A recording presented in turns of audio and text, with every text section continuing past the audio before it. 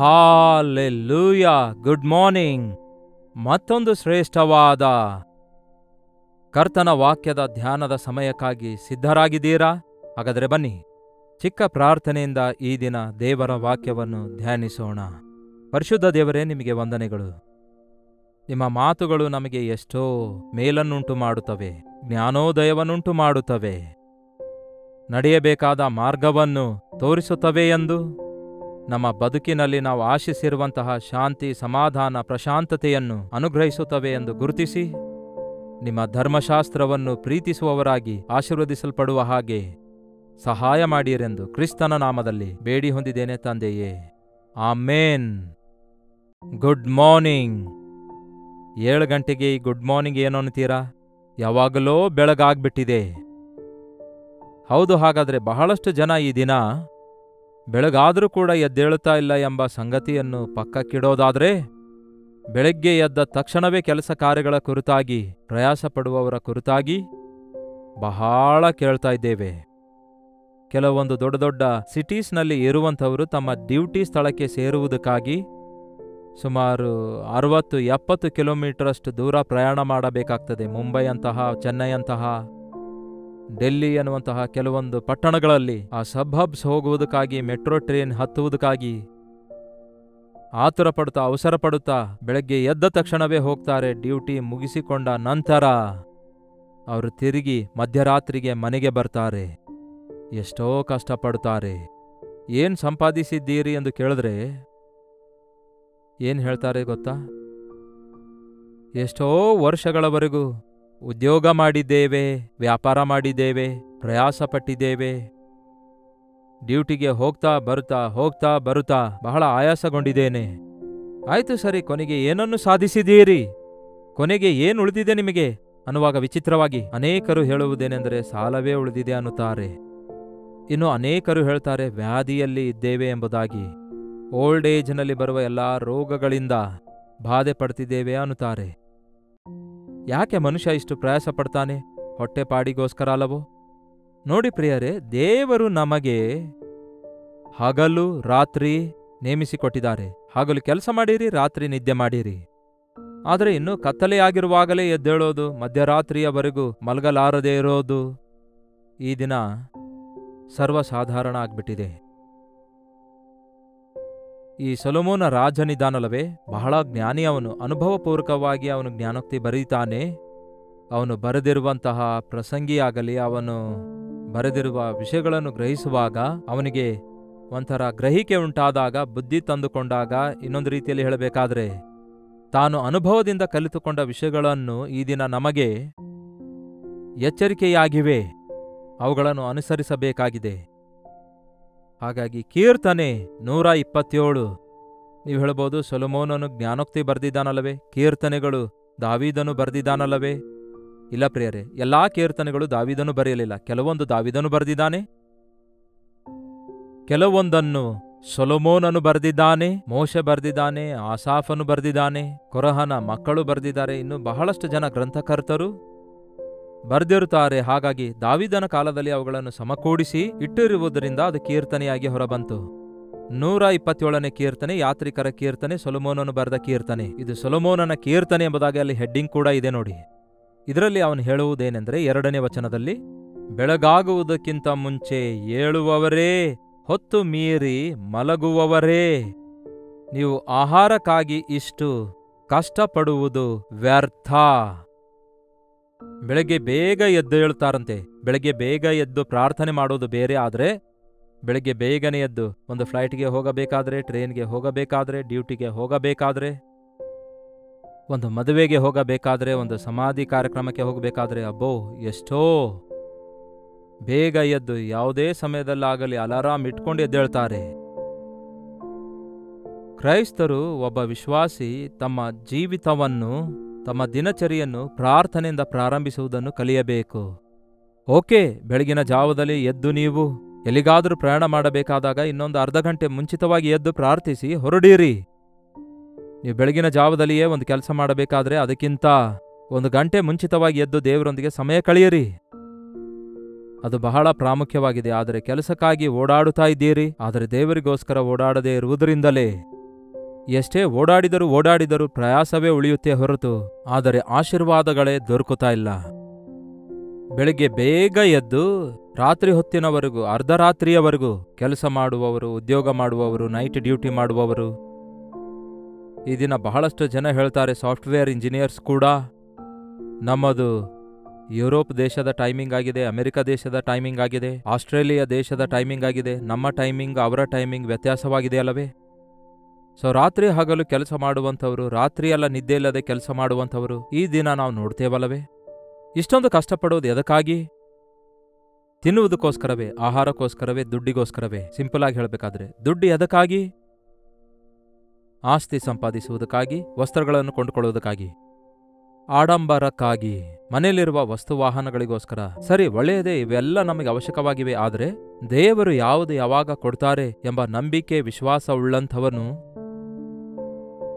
ಓಡೋಡಿ ಪ್ರಯಾಸಪಟ್ಟು ಏನೋ ಸಂಪಾದಿಸಬೇಕೆಂದು ಆಶಿಸೋದಿಲ್ಲ. ನಿಮ್ಮ ಆರೋಗ್ಯವನ್ನು ಹಾಳು ಮಾಡಿಕೊಂಡ ನಂತರ, ನಿಮ್ಮ ಪ್ರಶಾಂತತೆ ಹಾಳು ಮಾಡಿಕೊಂಡ ನಂತರ, ನಿಮ್ಗೆ ಎಷ್ಟೇ ಎಕ್ವಿಪ್ಮೆಂಟ್ಸ್ ಇದ್ರೆ ಏನ್ ಪ್ರಯೋಜನ? ಎಷ್ಟೇ ಆಸ್ತಿ ಇದ್ರೆ ಏನ್ ಪ್ರಯೋಜನ? ನಿಮ್ಗೆ ಎಷ್ಟೇ ವಸತಿಗಳಿದ್ರೆ ಏನ್ ಪ್ರಯೋಜನ? ನೀವು ಆರೋಗ್ಯ ಕಳೆದುಕೊಂಡಾಗ, ನಿಮಗೆ ತಿನ್ನುವ ಭಾಗ್ಯ ಇಲ್ಲದಿರುವಾಗ, ಮನೆ ತುಂಬ ತಿಂಡಿ ಇದ್ರೆ ಪ್ರಯೋಜನ ಏನು ಹೇಳ್ರಿ? ನೀವು ಹಾಸಿಗೆ ಮೇಲೆ ಮಲಗಬೇಕಾದ ಪರಿಸ್ಥಿತಿ ಬಂದಾಗ, ರಿಸ್ಟ್ರಿಕ್ಟೆಡ್ ಡಯಟ್ ತಿನ್ನಬೇಕಾದಾಗ, ಒಳ್ಳೆ ಪದಾರ್ಥಗಳು ಮನೆಯಲ್ಲಿದ್ರೆ ಪ್ರಯೋಜನವೇನು? ನಾವಿದನ್ನು ಆಲೋಚಿಸುತ್ತಾ ಇಲ್ಲ. ಮನುಷ್ಯನು ಪ್ರಯಾಸ ಪಡ್ತಿದ್ದಾನೆ. ಅದಕ್ಕೆ ಸೊಲೊಮೋನನು ಹೇಳ್ತಾನೆ, ಅದು ವ್ಯರ್ಥ, ಅಷ್ಟು ಕಷ್ಟಪಡುವ ಅವಶ್ಯಕತೆ ಇಲ್ಲ. ಅಷ್ಟೊಂದು ಬೆಳಗ್ಗೆ ಎದ್ದು ಮಧ್ಯರಾತ್ರಿಯವರೆಗೂ ನೀವು ಕಷ್ಟಪಟ್ಟು ಸಂಪಾದಿಸುವುದೆಲ್ಲ ಎದಕ್ಕಾಗಿ? ಯಾರಿಗೋಸ್ಕರ? ದೇವರು ನಿಮ್ಮನ್ನು ಆಶೀರ್ವದಿಸುವುದಾದರೆ ಅದು ನಿಜವಾದ ಆಶೀರ್ವಾದ ಆಗಿರುತ್ತೆ. ಕಡಿಮೆ ಸಮಯದಲ್ಲಿ ನನಗೊಂದು ಒಂದು ವಿಧವಾದ ಮೋಟಿವ್ ಇದೆ ಪ್ರಿಯರೇ. ಕಡಿಮೆ ಸಮಯದಲ್ಲಿ ಹೆಚ್ಚು ಕೆಲಸ ಮಾಡಬೇಕೆಂಬುದು, ಕಡಿಮೆ ದುಡ್ಡಿನಿಂದ ಹೆಚ್ಚು ಸೇವೆ ಮಾಡಬೇಕು. ನಾನು ನನ್ನ ಯೌವನದಲ್ಲಿಯೇ ಆ ರೀತಿ ನಿರ್ಣಯಿಸಿಕೊಂಡು, ನಿಶ್ಚಯಿಸಿಕೊಂಡು, ಅದೇ ರೀತಿಯಾಗಿ ಎಷ್ಟೋ ಮಿತವಾಗಿ ದುಡ್ಡನ್ನು ಬಳಸಿ ದೇವರ ಸೇವೆಯನ್ನು ದೊಡ್ಡ ಪ್ರಮಾಣದಲ್ಲಿ ಮಾಡಬಲ್ಲೆವೋ? ಹೇಗೆ ಸಮಯವನ್ನು ಸದುಪಯೋಗ ಮಾಡಿಕೊಂಡು, ಪ್ರತಿ ಕ್ಷಣವನ್ನು ಉಪಯೋಗಿಸಿಕೊಂಡು ದೇವರ ಸೇವೆಯನ್ನು ಸಂಪೂರ್ಣವಾಗಿ, ವಿಸ್ತಾರವಾಗಿ ಮಾಡಬೇಕೆಂಬ ಪ್ರಯಾಸ ಬಿಟ್ಟರೆ, ಮತ್ತೆ ಬೇರೆ ಯಾವುದರ ಮೇಲೆ ಆಸೆ ಇಟ್ಕೊಳ್ಳದೇ ಇರುವಾಗ ದೇವರು ಎಷ್ಟೋ ಹೆಚ್ಚಾಗಿ ನನ್ನನ್ನು ಆಶೀರ್ವದಿಸ್ತಿದ್ದಾರೆ, ನನ್ನ ಮುಖಾಂತರ ಅನೇಕರನ್ನು ಆಶೀರ್ವದಿಸ್ತಿದ್ದಾರೆ. ಅದನ್ನು ನೋಡಿ ಕೆಲವೊಮ್ಮೆ ನಾನು ಆಶ್ಚರ್ಯಗೊಳ್ತೇನೆ. ಆದರೆ ನೀವು ದುಡ್ಡಿಗೋಸ್ಕರ ಕಷ್ಟಪಡುವಾಗ ದುಡ್ಡನ್ನು ಯಾರಿಗೆ ಕೊಡ್ತೀರಿ? ನಿಮ್ಮ ಮನೆಯವರಿಗೂ ಕೂಡ ದುಡ್ಡು ಹೆಚ್ಚಾಗುವಾಗ ನಿಮ್ಮ ಮೇಲೆ ಪ್ರೀತಿಗಿಂತಲೂ ಹೆಚ್ಚಾಗಿ ನಿಮ್ಮ ದುಡ್ಡಿನ ಮೇಲೆಯೇ ಪ್ರೀತಿ ತೋರಿಸ್ತಾರೆಂಬ ವಿಷಯ ಗ್ರಹಿಸಿದ್ದೀರಾ? ಆದರೆ ಅದೇನೋ ಮನುಷ್ಯ ಮಾತ್ರ ಪ್ರಯಾಸ ಪಡ್ತಾನೆ, ಆದರೆ ಇದೆಲ್ಲವೂ ವ್ಯರ್ಥವಾಗಿದೆ. ಆದರೆ ಆತನು ಅದನ್ನು ತನ್ನ ಪ್ರಿಯರಿಗೆ ನಿದ್ರೆಯಲ್ಲಿಯೂ ಸಹ ಅದನ್ನು ಕೊಡುತ್ತಾನೆ. ಯಾವಾಗ ಕೊಡ್ತಾರಂತೆ? ತನ್ನ ಪ್ರಿಯರು ನಿದ್ರೆ ಮಾಡುತ್ತಿರುವಾಗಲೂ ಸಹ ಆತನು ಅವರಿಗೆ ಅದನ್ನು ಕೊಡುತ್ತಾನೆ. ನಾವು ಚಿಕ್ಕವರಾಗಿದ್ದಾಗ ನಮ್ಮ ತಾಯಿ ನಮಗೆ ಹೊಟ್ಟೆ ತುಂಬ ಊಟ ಬಡಿಸಿ, ಮಲಗು ಮಗನೇ ಎಂದು ಹೇಳಿ ಮಂಚದ ಮೇಲೆ ಮಲಗಿಸಿ, ಕರ್ಟನ್ಸ್ ಎಲ್ಲ ಮುಚ್ಚಿ, ಬೆಡ್ಶೀಟ್ ಹೊದಿಸಿ, ಲೈಟ್ಸ್ ಎಲ್ಲ ಆಫ್ ಮಾಡಿ ಗುಡ್ ನೈಟ್ ಎಂದು ಹೇಳ್ತಾ ಇದ್ರು. ಇನ್ನಷ್ಟೇ ಕಣ್ಣು ಮುಚ್ಚಿದ ಕೂಡಲೇ ಹಾಯಾಗಿ ನಿದ್ರೆಗೆ ಹೋದಾಗ, ಉದಯ ಕಾಲದಲ್ಲಿ ಎದ್ದಾಗ ಎಷ್ಟೋ ನೂತನ ಬಲದಿಂದ ಎದ್ದೇಳ್ತಿದ್ದೆವು. ನೋಡಿ ಪ್ರಿಯರೇ, ನಿದ್ರೆ ವೇಸ್ಟ್ ಅಲ್ಲ, ನಿದ್ರೆ ಬೇಕು. ನಾವು ನಿದ್ರೆ ಮಾಡಬೇಕಂತಲೇ ದೇವರು ರಾತ್ರಿಯನ್ನು ಏರ್ಪಡಿಸಿದ್ದಾರೆ. ಆತನೇ ಲೈಟ್ಸ್ ಎಲ್ಲ ಆಫ್ ಮಾಡ್ತಿದ್ದಾರೆ. ನಾವೇನೋ ಎಲೆಕ್ಟ್ರಿಕಲ್ ಲೈಟ್ಸ್ ಆನ್ ಮಾಡಿಕೊಳ್ತೇವೆ. ಆತನೇ ಸೂರ್ಯನಿಗೆ ಕರ್ಟನ್ಸ್ ಹಾಕ್ಬಿಡ್ತಿದ್ದಾನೆ, ಸೂರ್ಯನ ಬೆಳಕು ನಮ್ಮ ಮೇಲೆ ಬೀಳದಂತೆ. ಆದರೆ ನಾವು ರಾತ್ರಿ ಹಗಲು ಎಲೆಕ್ಟ್ರಿಸಿಟಿಯಲ್ಲಿ ನಾವು ಕೆಲಸ ಮಾಡಲು ಪ್ರಯತ್ನಿಸ್ತೇವೆ, ಆರೋಗ್ಯ ಹಾಳು ಮಾಡಿಕೊಳ್ತಿದ್ದೇವೆ, ಏನೂ ಸಾಧಿಸ್ಲಿಕ್ಕಾಗುತ್ತಾ ಇಲ್ಲ. ರೆಸ್ಟ್ ಈಸ್ ವೆರಿ ಇಂಪಾರ್ಟೆಂಟ್ ಪ್ರಿಯರೇ. ನಿಮಗೊಂದು ವಿಷಯ ಗೊತ್ತಾ? ನಾವು ನಿದ್ರೆ ಮಾಡುವಾಗ ನಮಗುಂಟಾಗುವಂತಹ ಒಂದು ಏನನ್ನೋಣ ರೆಸ್ಟೋರೇಷನ್, ಯಾವ ರೀತಿಯಾಗಿ ನಮ್ಮ ಅವಯವಗಳೆಲ್ಲವೂ ನೂತನಗೊಳ್ಳುತ್ತವೆ ಗೊತ್ತಾ? ಸತ್ತೋಗಿರುವ ಸೆಲ್ಸ್ಗಳೆಲ್ಲ, ಆ ನರಗಳು, ಆ ಮೂಳೆಗಳು ಯಾವ ರೀತಿ ರಿಲ್ಯಾಕ್ಸ್ ಆಗ್ತವೆ ಗೊತ್ತಾ? ಯಾವ ರೀತಿ ಅದರಲ್ಲಿರುವ ಮಲಿನವೆಲ್ಲ ಹೊರಗೆ ಕಳಿಸುತ್ತವೆ ಗೊತ್ತಾ? ಇವೆಲ್ಲ ನಮಗೆ ಗೊತ್ತಿಲ್ಲದೇ ಇರಬಹುದೇನೋ, ಆದರೆ ನಿದ್ರೆಯಲ್ಲಿ ದೇವರು ಅವೆಲ್ಲ ರಿಪೇರ್ ಆಗುವ ಹಾಗೆ ನಿಮ್ಮ ಬಾಡಿ ಪಾರ್ಟ್ಸ್ ಎಲ್ಲವುಗಳನ್ನು ದೇವರು ಸಹಜವಾಗಿಯೇ ಆ ಪ್ರಕ್ರಿಯೆ ನಮ್ಮೊಳಗಿಟ್ಟಿದ್ದಾರೆ. ಅದಕ್ಕಾಗಿಯೇ ಚೆನ್ನಾಗಿ ನಿದ್ರೆ ಮಾಡುವವನಿಗೆ ರೋಗಗಳು ಬರೋದಿಲ್ಲ. ಪ್ರಶಾಂತವಾಗಿ ನಿದ್ರೆ ಮಾಡಿ ಎದ್ದೇಳುವವನು, ಅವನ ಬ್ರೇನ್ ಬಹಳ ಅಲರ್ಟ್ ಆಗಿರುತ್ತೆ, ಬಹಳ ಶಾರ್ಪ್ ಆಗಿರುತ್ತೆ, ಬಹಳ ಚುರುಕಾಗಿರುತ್ತೆ, ಬಹಳಷ್ಟು ಕ್ರಿಯಾತ್ಮಕವಾದ ಕಾರ್ಯಗಳನ್ನು ಮಾಡುತ್ತಾನೆ. ನಮ್ಮ ಮೆದುಳಿಗೂ ಕೂಡ ವಿಶ್ರಾಂತಿ ಬೇಕು. ಆದರೆ ಈ ದಿನ ದೇವರ ಸೃಷ್ಟಿಗೆ ವಿರುದ್ಧವಾಗಿ ನಾವು ಪ್ರವರ್ತಿಸ್ತಿದ್ದೇವೆ. ದೇವರ ಪ್ರಣಾಳಿಕೆಗೆ ವಿರುದ್ಧವಾಗಿ ಪ್ರವರ್ತಿಸಿ ಏನೇನೋ ಸಾಧಿಸಬೇಕಂದ್ಕೊಳ್ತಿದ್ದೇವೆ ಹೊರತು ಹಗಲಿನ ಸಮಯ ಕೆಲಸಕ್ಕಾಗಿ, ರಾತ್ರಿಯ ಸಮಯ ನಿದ್ರೆಗಾಗಿ ನಾವು ಬಳಸುವುದಾದರೆ ಸಮಸ್ತವೂ ಚೆನ್ನಾಗಿ ನಡೆಯುತ್ತದೆ. ನನ್ನ ಕಾರ್ಯಭಾರ ಕರ್ತನ ಮೇಲೆ ಹೊರಿಸಿ ನಾನು ನಿದ್ರೆ ಹೋಗುತ್ತೇನೆ. ನಾನು ತಿರುಗಿ ಎಚ್ಚರಗೊಂಡ ಕೂಡಲೇ ನನ್ನ ಕಾರ್ಯಗಳೆಲ್ಲ ಆತನೇ ಸಫಲಗೊಳಿಸುತ್ತಾನೆ ಎಂಬ ನಂಬಿಕೆ ನಾವು ಹೊಂದಿಕೊಳ್ಳಬೇಕು. ಮಕ್ಕಳನ್ನು ಮಲಗಿಸಿರುವ ತಾಯಿ ಏನ್ಮಾಡ್ತಾಳೆ?